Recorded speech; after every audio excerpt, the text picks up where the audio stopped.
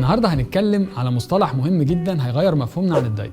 هيعرفنا احنا ليه احيانا بنعمل نظام غذائي معتمد على كميه اكل قليله جدا وزياده الحركه وما بيحصلش نزول في الوزن، وبرضه ساعات نعمل نظام معتمد على سعرات حراريه قليله ونلاقي الوزن برضه ما بينزلش. المصطلح ده هو السيت بوينت او الثرموستات الموجود جوه المخ المسؤول عن التوازن في نزول الوزن. السيت بوينت دي هي نقطه الاتزان اللي بتشاور على الوزن اللي انا موجود فيه دلوقتي. لما ببتدي اكل كميه اكل كبيره الجسم بيعمل رد فعل عكسي. رد الفعل ده ان هو يقلل احساس الجوع ويعلي معدل الحرق عشان يرجعني تاني للوزن اللي هو مشاور عليه.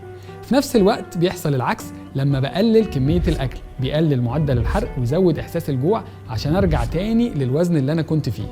السيت بوينت ديت بتفسر لنا انا ليه احيانا اعمل دايت قاسي والاقي كل اللي نزلته من الوزن بتاعي 10% من الوزن الزياده. يعني انا لو عندي 50 كيلو زياده مثلا ممكن انزل 5 كيلو بس او 10 كيلو بس بالكتير ويحصل ثبات تام ومفيش نزول في الوزن ويجي لي احباط. يبقى انا لازم اللي اعرفه دلوقتي مش ان انا اقلل اكلي، اللي لازم اعرفه دلوقتي ازاي اظبط السيت بوينت ديت عشان اعلي معدل الحرق بتاع جسمي. ده اللي هنعرفه في الحلقه الجايه بالتفصيل، ازاي ازود السيت بوينت بتاعتي.